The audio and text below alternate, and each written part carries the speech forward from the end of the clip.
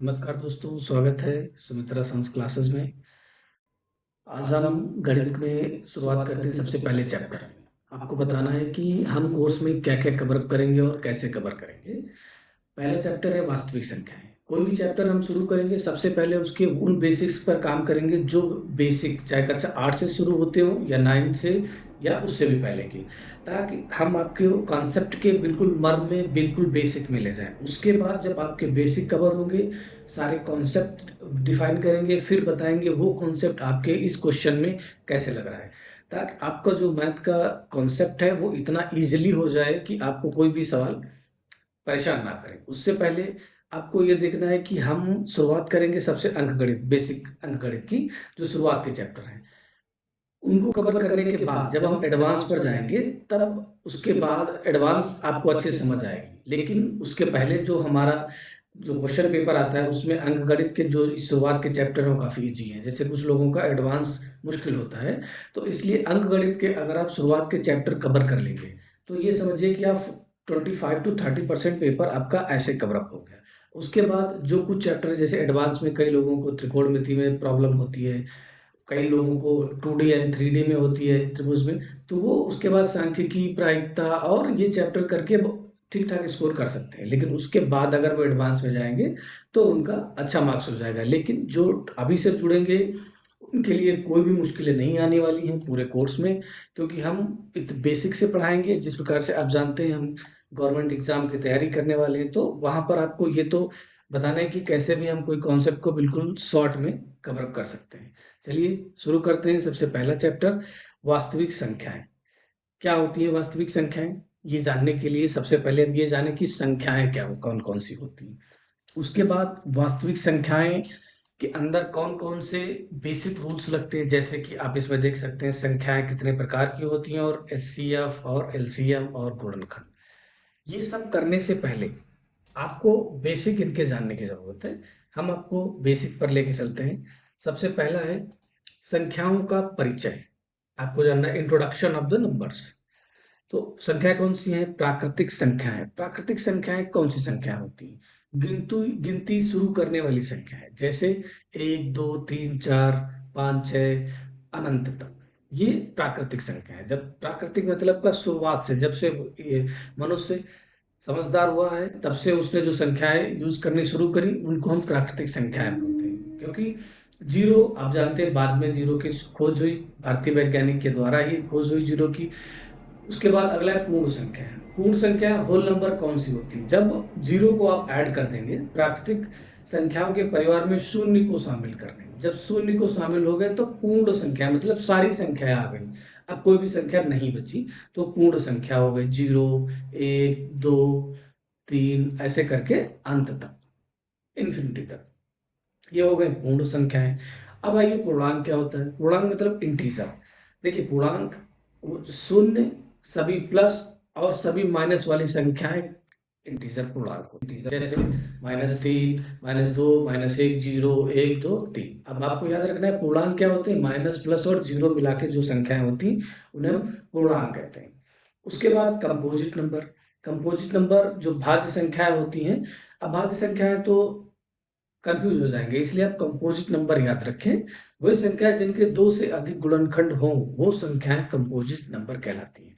क्या मतलब इसका? दो से अधिक गुणनखंड। अब जैसे आप उससे पहले सीखिए कि प्राइम नंबर क्या है। प्राइम नंबर कौन से होते हैं? जो खुद से कटे या एक से कटे। जैसे सबसे छोटा प्राइम नंबर 2 3 5, अगला 7, अगला 11, फिर 13। 9 प्राइम नंबर नहीं होगा। क्यों? 3 3 जा 9, कट जा रहा है। उसके बाद अगला 13 के बाद कौन सा होगा? 15 नहीं होगा। क्यों? 3 5 जा 15, तो उसके बाद 17 होगा।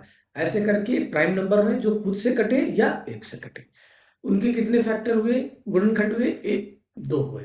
कैसे? एक खुद और एक। लेकिन कंपोजिट नंबर वो है जिनके दो से अधिक है, मतलब ये खुद और एक तो है, उसके अलावा तीसरा भी एक गुणनखंड हो। जैसे आप 4 ले लीजिए। 4 को हम कैसे लिखते हैं? 2 2 जा 4। अब इसके दो गुणन, एक गुणनखंड ये हो गया, एक 1 हो गया, एक खुद हो गया और दो ये हो गए, दो से अधिक गुणनखंड हो गए, तीन हो गए, चार हो गए, ऐसे करके वो नंबर हो गए। तो सबसे छोटा कंपोजिट नंबर कौन सा हो गया? 4, 6, 8, 9, 10, 12, ये कंपोजिट नंबर हो गए। अब चलते हैं अगले, आगे देखते हैं परिमेय और अपरिमेय संख्याएं। परिमेय संख्याएं कौन सी होती हैं और अपरिमेय संख्याएं? परिमेय संख्याएं वे संख्याएं जिन्हें भिन्न यानी p बाई क्यू के रूप में लिखा जा सकता है, वो परिमेय संख्याएं हैं। जैसे 1/2, 5, 0, 3/-4। अब आप कहेंगे 5 p by q y form में कहाँ है? तो कोई भी संख्या जो पूरी पूरी है उसके नीचे कुछ भी नहीं तो 1 माना जाता है, 5/1। 5 p हो गया 5 और q हो गया 1। ऐसे अगर 2 लिखा है तो इसको p बाई क्यू में कैसे लिखेंगे? 2/1। 0, अब इसलिए 0 को भी ऐसे लिख सकते हैं 0। अब -3/4, ये भी p बाई क्यू में। ठीक है, अब ये परिमेय संख्याएं हो गई। अब चलते हैं अपरिमेय संख्याएं कौन सी होती हैं। वे संख्याएं जिन्हें p बाई क्यू के रूप में नहीं लिखा जा सकता, ये कभी खत्म या रिपीट नहीं होती।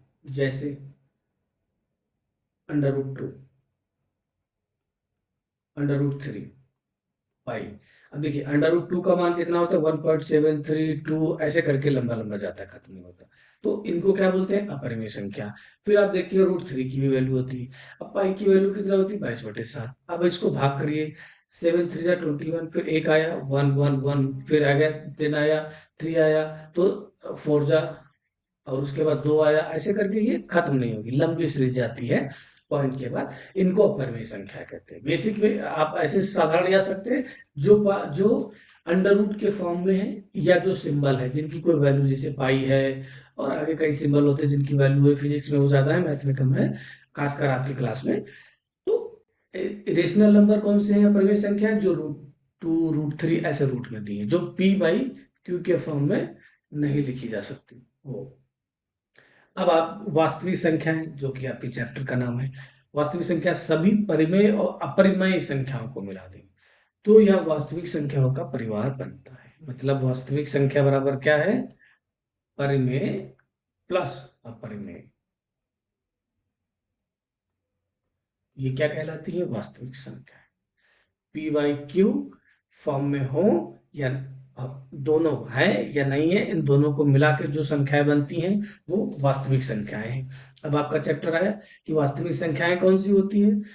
परिमेय संख्याएं जो p बाई क्यू के फॉर्म में है, अपरिमेय संख्याएं जो p बाई क्यू के फॉर्म में नहीं लिखी जा सकती, वो अपरिमेय संख्याएं। इन दोनों के, दोनों संख्याओं का जोड़ है, दोनों प्रकार की जो संख्याएं, इन्हीं को वास्तविक संख्याएं कहते हैं। ठीक है, अब आगे चलते हैं। अब देखिए HCF और LCM। बेसिक में हमने, आप लोगों ने कक्षा 7, 8, 5, 6 से पढ़ना शुरू कर दिया। HCF LCF क्या है? तो HCF क्या? Highest common factor. जो दोनों में सबसे बड़ा गुणनखंड, कॉमन गुणनखंड हो, वो होता है HCF। LCM क्या होता है? Least common multiple. जो दोनों में संख्या है जिसकी सबसे बड़ी घात है उसको शामिल करेंगे। जैसे परिभाषा देखते हैं, मासा। HCF क्या होता है? वह सबसे बड़ी संख्या जो दी गई दोनों संख्याओं को पूरा पूरा काट दे, वो क्या है? HCF है। LCM क्या है? वह सबसे छोटी संख्या जो दोनों संख्याओं के पहाड़े में आ जाए, सबसे छोटी संख्या कट जाए, उसको LCM कहते हैं। किन्हीं भी दो संख्याओं AB के लिए HCF जो होता है, जिसे कोई भी दो संख्याओं का LCM या HCF निकाला जाता है, उसके बाद आप चेक कर सकते हैं, उसके लिए फार्मूला है कि हमारा HCF सही है कि या नहीं सही है। इसकी सत्यता की जांच भी आप कैसे कर सकते हैं। A मतलब पहला पद गुणे B बराबर दूसरा पद, HCF ऑफ A, B दोनों का, अब मल्टीप्लाई LCM A, B। ठीक है, इससे आप ये, अब इनकी वैल्यू और इनको मल्टीप्लाई करेंगे, दोनों की बराबर वैल्यू आएगी। इससे आप LCF और LCM की सत्यता की जांच भी कर सकते हैं। ठीक है, अब आगे चलते हैं। अब भाज्य गुणनखंड विधि से HCF और LCM निकालना। देखिए, जब बेसिक में आप जैसे 20 का गुणनखंड निकालने 60 के, तो 2 3 2 3 6 0 2 1 2 5 10, फिर 2 से नहीं कटेगा, 3 से कटेगा, 3 5 जा एंड 5 1 जा। कैसे करना है आपको? इस अभाज्य गुणनखंड विधि से अब आपको एचसीएफ और एलसीएम निकालने हैं। पहले 6 के आपको फैक्टर करने हैं। कैसे 6 के फैक्टर करेंगे? इस विधि से 2 1 जा 2 3 जा। अब आया 2 बार तो 2 की 2 एक बार आया तो 2 की पावर 1, 3 एक बार आया 3 की पावर 1, फिर 20 20 आपको 20 भी ऐसे कर सकते हैं 2। लेकिन आप यहां लिखेंगे तो गुणनखंड विधि के द्वारा। अभाज्य मतलब प्राइम नंबर, छोटे छोटे नंबर जिनकी पावर में जिनको लिखना है। गुणनखंड करेंगे तो प्राइम नंबर, जैसे 2 3 5। अब 4 नहीं लिख सकते, क्यों? क्योंकि 2 की पावर 2 लिखेंगे 4 को, 3 की पावर 2 9 होगा अगर, तो प्राइम फॉर्म में नंबर के साथ गुणनखंड विधि से लिखेंगे। 2 दो बार आया 2 की पावर 2 हो गया, 5 एक बार आया 5 की पावर 1। अब अगर इनका एचसीएफ निकालना है तो एचसीएफ कैसे निकालेंगे? आपको पता है, बड़े से बड़े नंबर जो दोनों में कॉमन हो। बड़े से बड़ा कौन है? 2 इसमें कॉमन है, 2 इसमें कॉमन है, बाकी 2 नहीं है तो 2 लिख लेंगे। 3 सिर्फ इसमें है, इसमें नहीं है। 5 इसमें है, इसमें नहीं है, तो 5 एचसीएफ में काउंट नहीं होगा। जो संख्या दोनों में कॉमन हो उसकी सबसे छोटी घात ले। यहाँ दोनों में कॉमन हो उसकी छोटी घात, यहाँ पर 1 है, यहाँ पर 1 है। अगर यहाँ पर 2 होता है, यहाँ पर 1, तो क्या लेते? 2 की पावर 1, सबसे छोटी घात लेते। बड़ी छोटी घात लेते और वो उसका एचसीएफ होता है। दोनों में कॉमन 2 है, 2 की सबसे छोटी घात 2 की पावर 1 है, इसलिए 2 की पावर 1 इसका एचसीएफ हो गया। अब जैसे मान लें यहाँ पर 20 और 40 का गुणनखंड विधि से हम लिखते हैं। देखिए, जरूरी नहीं आप इस फॉर्म में लिखिए, अगर आपको ये अच्छे से आता है तो आप इसको इस टेबल में तोड़ भी सकते हैं। जैसे 20 कैसे होता है? 4 5 जा। 40 कैसे होगा? 4 इंटू 4 इंटू 2 बढ़ जाएंगे, या इसको 8 5 जा भी कर सकते थे। अब 4 को कैसे लिख सकते हैं? 2 की पावर 2 इंटू 5। इसको कैसे लिख सकते हैं? 2 एक ये हो गया और 2 की पावर 2 ये, तो कितने हो गए पावर? ऐसे कर लीजिए, 2 की पावर 3 और 5 की पावर। यहाँ पर 2 की पावर कितनी? 3। यहाँ पर 2 की पावर कितनी है? 2। सबसे छोटी घात लेते हैं तो एचसीएफ यहाँ पर कितना हो गया? 2 की पावर 2। क्यों? क्योंकि क्या रूल कहता है?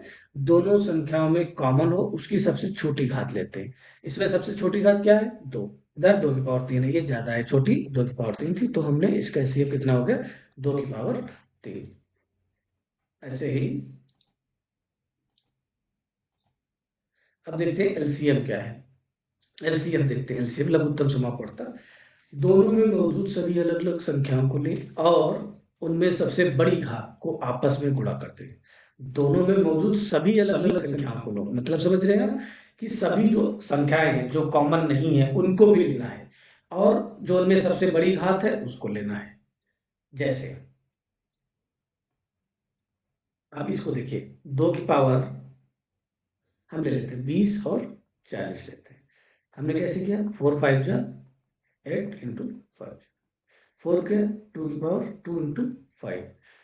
8 को क्या लिखेंगे? 2 की पावर 3 इंटू 5। अब इसमें एलसीएम निकालना है अगर हमें, तो क्या करेंगे? सबसे बड़ी घात लेंगे। दोनों में मौजूद अलग अलग संख्या है, उनमें सबसे बड़ी घात को लो। सबसे बड़ी घात किसकी? जो कॉमन है उनकी। 2 इधर है 2 इधर, इनकी सबसे बड़ी घात कौन है? 2 की पावर 3। बस 2 की पावर 3 ले लिया। अब 2 की पावर 2 नहीं लेना है, क्यों? क्योंकि 2 की पावर 3 ज्यादा है, ये 2 की पावर 2 इसमें आ चुका है, ऑलरेडी आ चुका है। अब हम इसको नहीं लेना। अब ये 5 दोनों में कॉमन है, इसलिए 1।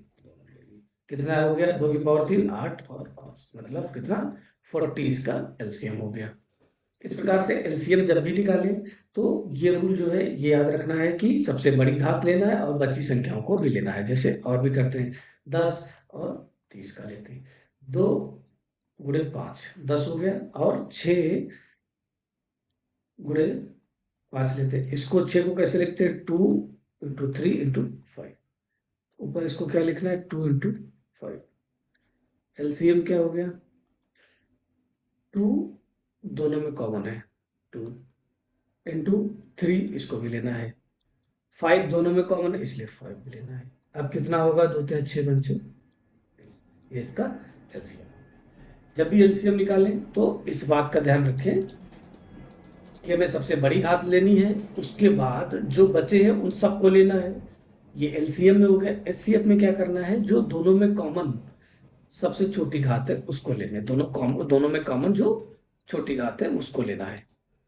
अब आगे चलते हैं विभाज्यता का नियम, डिविजिबिलिटी रूल। देखिए गुणनखंड में सबसे जरूरी है आपको विभाज्यता का नियम हर हाल में याद होना चाहिए, जिससे आपको फैक्टर करने में बहुत आसानी होगी गुणनखंड में, क्योंकि छोटे छोटे नंबर थे 60 20 30, वो आप आसानी से कर सकते हैं टेबल के माध्यम से। लेकिन जब बड़ा नंबर आएगा तब अगर आप विभाज्यता का नियम आपको याद है तो आप बहुत आसानी से कर सकते हैं। जैसे सबसे पहले हम देखते हैं दो का विभाज्यता नियम। दो का क्या है, यदि किसी संख्या के अंतिम अंक 0 2 4 6 8 यानी सम है। सम संख्याएं कौन सी हैं? 2 0 4 6 8, ये क्या है? सम संख्याएं। विषम संख्याएं क्या है? 1 3 5 7 9, ये विषम संख्याएं। सम संख्याएं जिसके लास्ट में 0 2 4 6 8 है, सब है, वो दो से कटेगी। ये डिविजिबिलिटी का रूल है। जैसे उदाहरण आप देख सकते हैं 142, लास्ट में क्या है? 2 है, तो ये 2 से कटेगी। अगला संख्या है, लास्ट में क्या है? 4, तो लास्ट में क्या है? 4, तो इसलिए ये सम संख्या है, इसलिए 2 से भी कटेगी। ठीक है, आगे चलते हैं 3 का नियम। 3 का नियम, संख्याओं के सभी अंकों का जोड़ सब 3 के पहाड़े में आता है, तो वो संख्या 3 से कटेगी। जैसे 1 2 3, 3 2 5 1 6, इनको सम कर लिया, 3 2 5 1 6, 6 3 के टेबल पहाड़े में आता है, हाँ आता है, 3 2 जा 6, तो ये पूरी संख्या 3 से कट जाएगी। अब ऐसे आप कोई भी ले लीजिए रैंडम। अब इस संख्या ये 3 से कटेगी नहीं कटेगी, हमें ये टेस्ट करना है। 4 3 7, 7 5 12, 12 3 15, 15 आ रहा है, तो 15 3 से कट जा रहा है, तो इसका मतलब ये संख्या भी 3 से कटेगी। कैसे? आप चेक कर लिए, 3 5 3 4, 3 1 जा 3, 3 1 जा 3, 2 बचा, इधर आ गया, कितना हो गया? 23, 3 7 जा 21, 2 आया, 2 कितना हो गया? 24, 3 8 जा 24। ये चेक करना है, जब भी 3 का फैक्टर लगाना है आपको, उससे पहले देख लो क्या 3 से कटेगी। 3 से कटने का क्या रूल है? संख्या अंकों को आपस में जोड़ दें, जो आए वो अगर 3 से कट रहा है तो पूरा नंबर भी 3 से कटेगा। अब आगे चलते हैं 2 अंकों से बनी 4 का विभाज्यता नियम। संख्या 4 से कट जाए तो अंत में दो अंक के 2 अंक हैं, वो 4 से अगर कट रहे हैं, जैसे 2, लास्ट के 2 अंक देखना है, अगर वो 4 से कट रहे हैं तो वो संख्या 4 से विभाजित है। कैसे? पहली बात, गुणनखंड में आपको 4 करने नहीं, क्योंकि आपको कौन करना है? अभाज्य गुणनखंड। अभाज्य मतलब सिर्फ प्राइम नंबर से ही गुणनखंड आपको करना है। प्राइम नंबर छोटे छोटा उसका फैक्टर, जैसे 2 3 5 7 9, इन्हीं को काउंट करना है। तो 4 का अगर आपको नहीं भी आता है तभी आपको कोई दिक्कत नहीं है। अब 5 का नियम समझते हैं। 5 का नियम, यदि संख्या का अंतिम अंक 0 हो या 5 हो तो वो संख्या 5 से कटेगी। जैसे अब देखिए 5 है लास्ट में, तो ये 5 से कटेगी। 5 3 से भी कट सकता है, 3 की टेबल में भी आता है, 3 5 जा 15, इसलिए जब भी 5 आए तो आप मून के 5 नहीं लगाना है, एक बार 3 का चेक कर लेना है। 5 2 7, 7 3 से नहीं कटता, तो ये संख्या 5 से नहीं कटेगी, 3 से नहीं कटेगी, 5 से कटेगी। 5 से कटने के लिए लास्ट में 5 या 0 होना जरूरी है। ये 5 का विभाज्यता नियम। दूसरी बात, आपके बुक में किताब क्वेश्चन है 6 की पावर n, इसमें 0 आएगा कि नहीं आएगा, इस टाइप का एक क्वेश्चन है, आगे कराएंगे। देखिए जब भी 0 बनेगा तो 0 बनाने के लिए सम संख्या हो, मिनिमम एक संख्या सम हो, और मिनिमम एक 5 हो, तब भी एक 0 बनेगा। 0 10 बनाने के लिए क्या आपके पास होना चाहिए? 5 एक कंपलसरी होना चाहिए, और कोई एक सम संख्या भी होनी चाहिए, वो चाहे 0 हो या 2 हो या 4 हो या 6 हो या 8 हो, और एक 5 हो, तब 0 बनेगा। जैसे 8 पंचे 40, 0 बना। 8 5 छक्का 30, 0 बना। 5 चक्कू 20, 0 बना। 5 दूनी 10, 0 बना। 5 0 0 0 बना। तो 10 बनने के लिए सबसे जरूरी क्या है कि आपके पास कम से कम एक 5 और बाकी संख्याएं सम संख्याएं होना बहुत जरूरी, अदरवाइज आपके 0 नहीं बनेगा। अब आगे चलते हैं 7 के विभाज्यता नियम पर। 7 का विभाज्यता नियम क्या कहता है कि आपके जो संख्या अंतिम अंक है, संख्या के अंतिम अंक को दोगुना कर दिया जाए और उसके बाकी बची संख्या में से घटा दें, यदि उत्तर 0 आए या 7 से कटने वाला है, तो वहां पर क्या होगा? वो आपकी 7 से विभाजित होगी। उदाहरण के लिए जैसे आप देखिए 3 4 3 है, लास्ट टर्म कितना है? 3 है, इसको 2 गुना कर दो, कितना हो गया? 6 हो गया। रेस्ट मतलब बचा कितना? 34, 34 में से 6 को घटा दोगे, कितना बचा? 28। क्या 7 से डिविजिबल है? 7 चौको 28, बिल्कुल डिविजिबल है।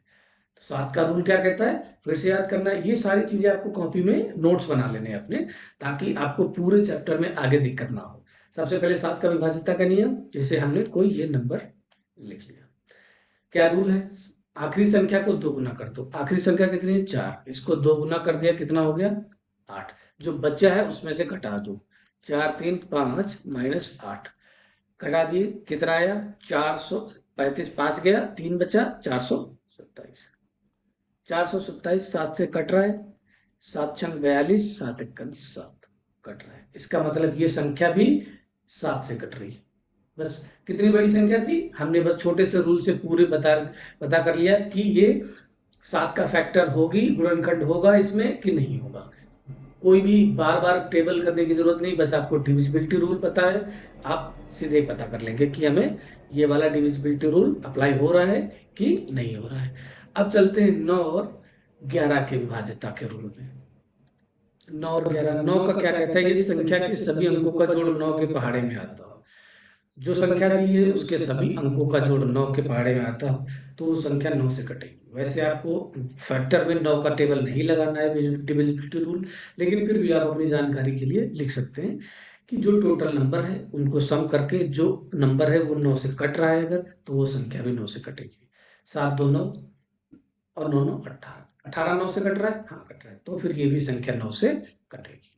ये 9 का डिविजिबिलिटी रूल हो गया। अब आइए 11 का डिविजिबिलिटी रूल चेक करते हैं। 11 का क्या कहता है, संख्या के एकांतर अंकों यानी एक छोड़कर एक का जोड़ करें, फिर दोनों जोड़ों को आपस में घटा लें। यदि उत्तर 0 आए या 11 से कटने वाला आए तो वो संख्या 11 से भाज्य होगी। कैसे? देखिए 1331 है, इसको इससे एक छोड़ के, इसको इससे फिर एक छोड़ा, इधर गया, इधर कोई संख्या नहीं है, इसको इससे किया, 1 और 3 4, ऊपर 3 1 4, 4 माइनस 4 कितना आ गया? 0 आ गया। तो 0 आ गया तो इसका मतलब ये संख्या जो है वो 11 से कटेगी। ऐसे और भी कोई नंबर ले लेते हैं हम। ये संख्या हमें चेक करना है 11 से कटेगी कि नहीं करेगी। इसका पेयर किससे बनाएंगे? इससे, फिर एक इससे, एक छोड़ के इसका, इससे, आगे कोई नहीं है, इनको जोड़ो आपस में, 5 1 6, 6 3 9, ऊपर जोड़ो, 4 3 7, अब घटा दो, 9 माइनस 7 बराबर, तो क्या दो 0 आना चाहिए या 11 आना चाहिए, तब वो नंबर वो 11 से डिविजिबल होगा। अगर इसके अलावा है तो 11 से नहीं होगा। अब कितनी बड़ी संख्या थी, हमने तुरंत ही इससे करके, क्या रूल कहता है, एक अंतर एक को छोड़कर एक को आपस में जोड़ो, उसके बाद दोनों को ऐड करने के बाद आपस में घटा दो। अगर वो डिफरेंस उसका 0 है या 11 का मल्टीपल है तो वो संख्या 11 से डिविजिबल होगी।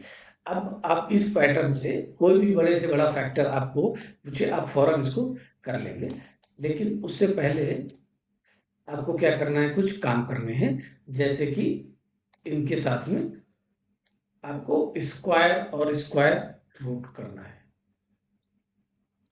स्क्वायर का मतलब क्या होता है कि पावर 2, स्क्वायर मतलब 2 पावर। अब आपको सारे स्क्वायर याद करने हैं, जैसे 2 का स्क्वायर 4, 3 का स्क्वायर 9, 4 का स्क्वायर 16, 5 का स्क्वायर 25, 6 का स्क्वायर 36, 7 का स्क्वायर 49, 8 का 64, 9 का 81, 10 का स्क्वायर 100। अब आते हैं 11 का स्क्वायर 121, 12 का स्क्वायर 144, 13 का स्क्वायर 169,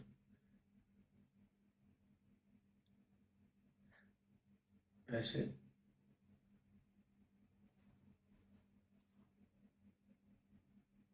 अब 14 का स्क्वायर 169, 15 का स्क्वायर 225। आपको मिनिमम स्क्वायर 15 तक स्क्वायर याद होने चाहिए, याद 20 तक होने चाहिए, लेकिन फिर भी आप 20 तक याद करिए, 15 तक हमने लिख दिया है, आगे 16 का भी लिख देते हैं, 16 16 256, 17 का 289, अब आ जाइए यहाँ पर लिख देते, 18 का 364, 19 का स्क्वायर 389 और 20 का स्क्वायर स्क्वायर का मतलब हो गया पावर 2 और स्क्वायर रूट का मतलब हो गया कि पावर अंडर रूट में। जैसे स्क्वायर रूट आया तो इसका मतलब स्क्वायर रूट अंडर रूट का मतलब होता है 1/2। 1/2 का मतलब क्या है कि दो पेयर को एक बनाना है, दो को एक मान लेना है, वो अंडर रूट स्क्वायर रूट हो गया। अब जैसे आपसे कहा जाए 4 का स्क्वायर रूट क्या है, तो इसके फैक्टर कर लो, दो दूने दो दो, इसको एक पेयर बना, इस पेयर को एक मानना है। तो किसका पेयर एक हुआ, ये 2 का एक पेयर हुआ, तो 2 कितना पेयर हुआ, एक हुआ। तो ये इसका कितना अंडर रूट हो गया, स्क्वायर रूट हो गया 4 का 2 हो गया। अगर आपसे कहा जाए 16, 16 का अंडर रूट निकालो तो 16 कितना होता है, 4 × 4। अब ये देखिए एक पेयर बना, किसका एक ही पेयर बन पाया, 4 का एक पेयर बन पाया। तो ये 4 का स्क्वायर, 16 का स्क्वायर रूट कितना होगा, 4 हो गया। इस प्रकार से आपको स्क्वायर जब याद कर लेंगे, उसका अपोजिट जो है, जैसे 144 12 का स्क्वायर है और 144 का स्क्वायर रूट क्या है, 12 है। इस प्रकार से आपको 20 तक स्क्वायर और स्क्वायर रूट याद होना चाहिए। आगे देखते हैं परिमेय संख्याओं का दशमलव प्रसार क्या होता है। देखिए परिमेय संख्या कौन सी हैं, जो p/q के फॉर्म में लिखी जा सकती है वो परिमेय संख्या है। अपरिमेय संख्याएं कौन सी हैं, जो p/q के फॉर्म में नहीं लिखी जा सकती, जो अंडर रूट के फॉर्म में है, जैसे वो संख्या है परिमेय संख्याएं हुई। लेकिन दशमलव प्रसार में परिमेय संख्याओं कब शांत और कब अशांत होंगी, इसके लिए क्या कहता है। अगर हमारे पास कोई भिन्न फ्रैक्शन p/q है, तो हम बिना भाग दिए कैसे बताएंगे कि इसका दशमलव कहाँ रुकेगा। शांत टर्मिनेटिंग, यदि नीचे वाली संख्या हर यानी q के गुणनखंड करने पर केवल 2 आए, केवल 5 आए या 2 और 5 दोनों आए, तो पूरा पूरा कट जाएगा, शांत होगा। ऐसे समझिए 10/2 है तो कितना होगा, 5। कट के जैसे मान लिया यहाँ पर भी 15 आया, नीचे 5 कट गया, 5 आया, 3 × 3 3 × 5 2। तो ये कैसा नंबर है, 7 है। नीचे 2 5 आए तो वो दोनों आए तो पूरा पूरा कट जाएगा, तो शांत होगा। अशांत कौन से होते हैं, अशांत आवर्ती, नॉन टर्मिनेटिंग रिपीटिंग, यदि 2 और 5 के अलावा कोई और अभाज्य संख्या जैसे 3 7 आ जाए। देखिए जब भी कोई नंबर पूरा पूरा कटेगा तो वो कैसा होगा, नीचे 2 या 5 होगा। लेकिन जब नीचे प्राइम नंबर आ जाता है, जैसे 3 7 5, ये भी प्राइम नंबर ही, लेकिन जब 3 7 आ जाता है तो जनरली कई संख्याओं में इसका दशमलव प्रसार रुकता नहीं है। जैसे आप 10 को 3 से भाग दे दीजिए तो 3.3333 रुकेगा नहीं। अब अगर आपको 20 को 7 से भाग करना है तो 7 दूनी 14 पॉइंट 7 8 56, 4 आया, 7 चौक 4 आया, 40 आया, तो 5 जा, फिर 5 जा, ऐसे करके पॉइंट क्या अगर ये नंबर बढ़ता चला जाएगा। इसलिए इसको क्या बोलते हैं, अशांत है। आपको समझ आए, अशांत कौन सी है, जो दशमलव के बाद संख्याएं रिपीट होती ही जाएं, खत्म ना हो, आगे बढ़ती जाएं, वो संख्याएं अशांत हो गई। शांत वो है जो पूरा पूरा विभाजित हो जाए। जैसे कि अब जैसे 5 है, पॉइंट है, 5 को क्या लिखते हैं, 5 पॉइंट, अब इसको 0 करो या खाली 5 लिखो, तो ये क्या हो गई, शांत हो गई। इस प्रकार से हमने सारे कॉन्सेप्ट पढ़े हैं। अब आगे प्रश्नावली में चलते हैं। प्रश्नावली से पहले हमने क्या क्या पढ़ा वो सब चेक देखते हैं। हमने नंबर कौन कौन से वो पढ़ा, हमने एलसीएम एचसीएफ पढ़ा, जो भी आपके कॉन्सेप्ट में थे। उसके बाद 10 जो हमने डिविजिबिलिटी रूल पढ़ा। डिविजिबिलिटी रूल बहुत ही इंपॉर्टेंट है आपको फैक्टर करने से पहले। अगर आपको डिविजिबिलिटी रूल याद है तो आप फैक्टर बहुत आसानी से कर सकते हैं, उसमें आपको कुछ भी कोई दिक्कत नहीं होनी है। अब आइए हम चलते हैं प्रश्नावली पर। आपकी प्रश्नावली 1.1 क्या कह रहा है, संख्याओं को अभाज्य गुणनखंड की गुणनफल के रूप में व्यक्त कीजिए। हमें अभाज्य गुणनखंडों का के माध्यम से इनके फैक्टर करने हैं, अभाज्य गुणनखंड। अब आइए 100 पहला नंबर हम करते हैं 140। देखिए आप जरूरी नहीं उस मेथड से करें, आप वैसे भी कर सकते हैं। 140 को 2 7 फिर 2 2 3 6 2 पंचे, फिर अब देखिए यहाँ पर कैसे पता चला ये 2 से कटेगा, क्योंकि लास्ट में 0 2 4 6 8 है तो 2 से कटेगा। यहाँ 0 है तो 2 से कटेगा, यहाँ पे 0 है तो 2 से कटेगा। अब ये लास्ट में 5 आया अब 5 में हमने कहा था कि जब आए तो 3 की भी संभावना रहती है एक बार, तो 5 और 3 8, 3 से नहीं कटेगा। तो अब किससे कटेगा? ये लास्ट में 5 है, तो 5 डिविजिबल टू रूल 5 का क्या कहता है? जब 5 हो या 0 हो तो वो 5 से कटेगा। 5 सत्ते 35 7। अब एक तरीका तो यहाँ पर लिख सकते हैं, 2 कितनी बार है? 2 बार, तो 2 की पावर 2, फिर 5 5 पावर 1 7 पावर 1। एक तरीका ये है। उसके अलावा अगर आप इसको दूसरे मेथड से भी करना चाहें, जैसे अब देखिए, अब दूसरा अगर मेथड आप कर रहे हैं, 140 है, सीधे हम इसको 14 इंटू 10 लिख सकते हैं। ठीक है, 140 था, 14 इंटू 10 कितना होगा? 140। अब हम 14 के फैक्टर कर लिख, 2 सत्ते 2 इंटू 7 14, और 10 को कैसे लिख सकते हैं? 2 इंटू 5। अब देखिए यहाँ पर 2 2 बार आ गया, तो 2 की पावर 2 हो गया, 7 की पावर 1 हो गया, 5 की पावर 1 हो गया।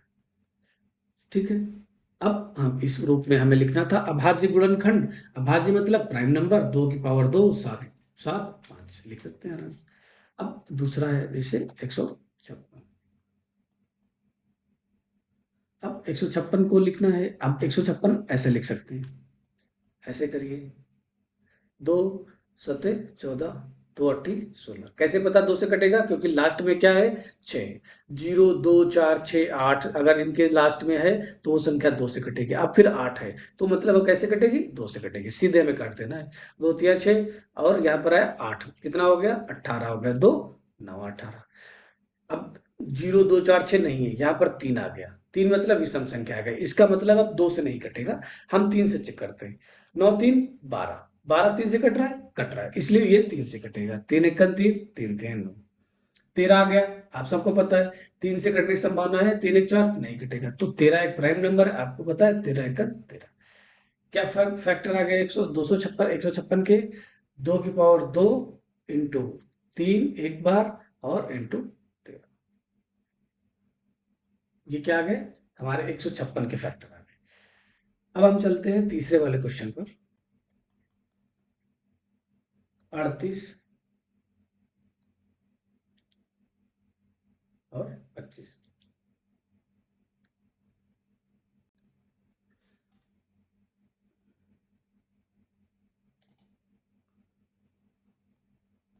अड़तीस 25 हमें यहाँ पर ऐसे साइड में लिखना है, 38 25। अब देखिए लास्ट में क्या आया? 5 आया।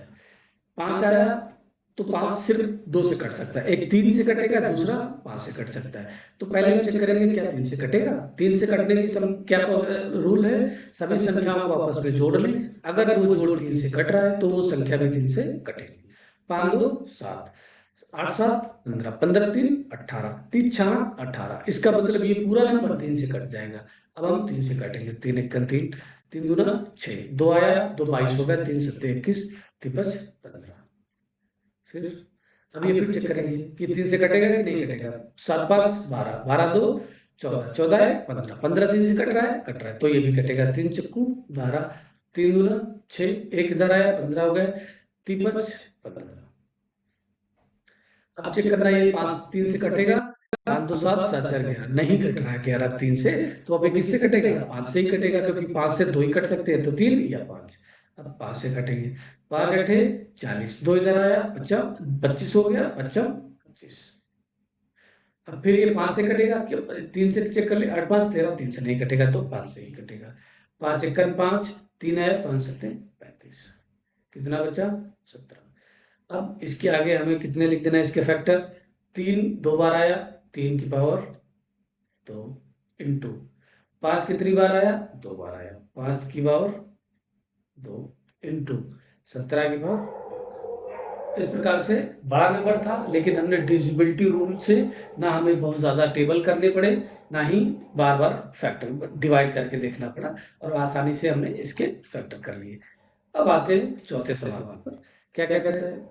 5005, हमें इसके फैक्टर करने हैं। हमें चेक करना है कि ये 3 लास्ट में 5 है, 5 किससे कटता है? 5 या तो 3 से कटेगा या 5 से कटेगा। हम 3 का चेक करते हैं सबसे पहले। 5 5 10, 10 3 से नहीं कटता, इसका मतलब ये 3 से नहीं कटेगा, किससे कटेगा? 5 से कटेगा। 5 1 5 0 0, 5 1 5।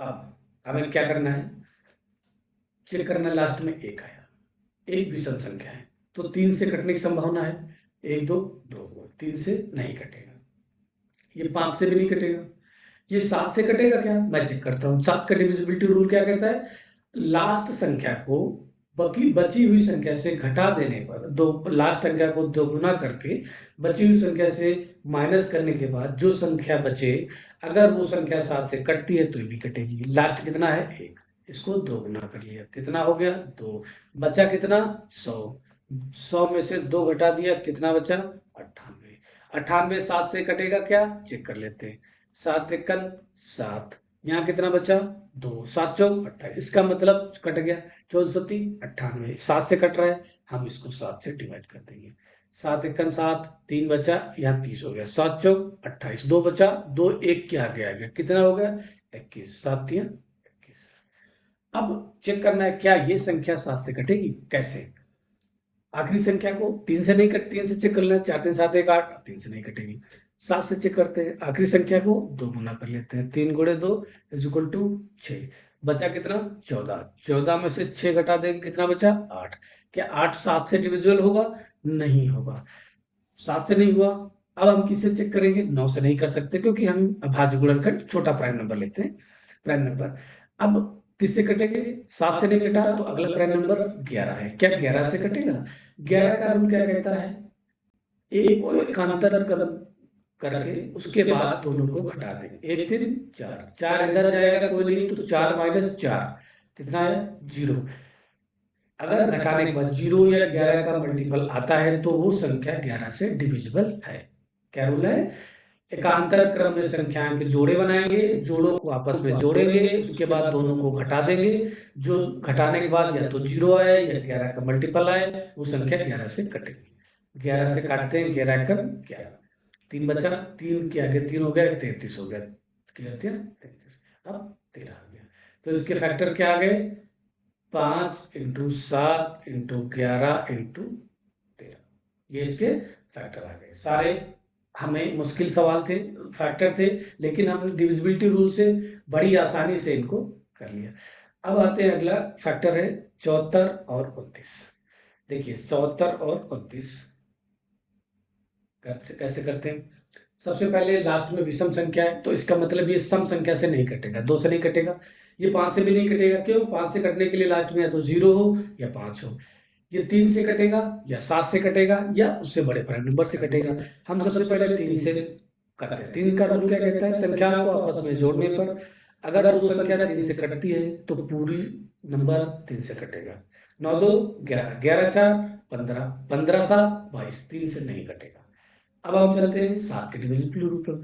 7 का क्या कहता है विभाज्यता का नियम, आखिरी संख्या को दुगुना कर लो, 9 गुणे 2 कितना आया 18 आया, 18 को इसमें से माइनस कर दो, 742 में से अगर 18 जाएगा कितना बचेगा, 12 में 8 गया 4, 3 में से गया 2, 724, क्या ये 7 से है, 7 1 7 0, अब 7 21, मतलब ये भी संख्या 7 से नहीं कटेगी। अब हमें किस पे जाना है, अब हमें जाना है विभाज्यता के अगले रूल, जैसे कि 11 पर, 74 29, क्या करना है, इनको आपस में एक को छोड़ के पेयर बना लिया, 7 2 9, 9 4 13, 13 में से 9 गया, कितना बचा 4, 4 या तो 0 आना चाहिए था, 11 का मल्टीपल आएगा, इसका मतलब ये 11 से भी नहीं कटेगा। अब 11 के बाद जब से 13 है, 13 का डिविजिबिलिटी रूल या बाकी का हमने नहीं लिखा क्योंकि वो आपके काम में नहीं आएगा। अब जैसे ऐसे जब फैक्टर आए ना 13 से तो डायरेक्ट भाग कर लीजिए, 13 से भाग करना है 74 और 29, 13 चक्कू 52, 13 बच्चे 65, 9 आया 2 आया, 13 सत्ती 91, आपको टेबल तो जाहिर सी बात है आते होंगे 20 तक, एक बचा और यहाँ पर 19 आ गया, 13 का 13, कितना बचा 6, इसका मतलब ये 13 से भी नहीं कटता है, ठीक है, 13 से भी नहीं तो हम अब किससे काटेंगे, 15 से नहीं कटेगा क्योंकि 15 3 5 है, 15 से हम काट भी नहीं सकते, प्राइम नंबर ही चाहिए, तो 15 के बाद अगला प्राइम नंबर 17 है, 74 29, 17 दिया 51, 17 चक्कू 68, कितना आया 6, 17 दिया 51, कितना बचा, एक एक, ऊपर से 9 है, 17 सत्ती 119। एक कितना बचा, एक फैक्टर कितना आया, 17 आया। उसके बाद क्या बचा, 437। क्या ये 17 से डिविजिबल है, चेक कर लेते हैं। 17 दूनी 34, कितना आया 9, और 17 तिया 51, ये 17 से भी नहीं कटेगा। तो अब आगे चलते हैं, 17 से नहीं कटेगा तो 19 से चेक करते हैं। अब 19 से 437 को करते हैं, 19 दूना 38, कितना बचा 5, और ये सब 19 दिया 57, कट गया। 17 फिर 19, और फिर ये जो भागफल आया कितना 23। तो इसके क्या क्या फैक्टर है, 17, 19 और 23। इस प्रकार से बहुत कम ऐसे क्वेश्चन होंगे, लेकिन आपको पैटर्न फॉलो करना है। 2 का डिविजिबिलिटी रूल लगाना है, फिर 3 को लगाना है, फिर 5 का, फिर 7 का, 11 का। फिर जब 11 तक डिविजिबिलिटी रूल आसान ना हो तो 1 बाय 1 प्राइम नंबर, जैसे 11 का अगला प्राइम नंबर 13, 13 से भाग करेंगे। उसके बाद अगला प्राइम नंबर 17, 17 से भाग करेंगे। उसका अगला 19, 19 से भी ना हो, अगला 23, 21 से नहीं होगा, क्योंकि 3 7 जा 21 होता है। इसलिए इस प्रकार से आपने देखा कि हमने पहला चैप्टर प्रश्नावली 1.1 का हुआ। अब इस नेक्स्ट वीडियो में आपको क्वेश्चन नंबर 2 से पढ़ाएंगे। बाकी आप सारे नोट्स बनाएं और प्रॉपर वीडियो देखें। Thank you.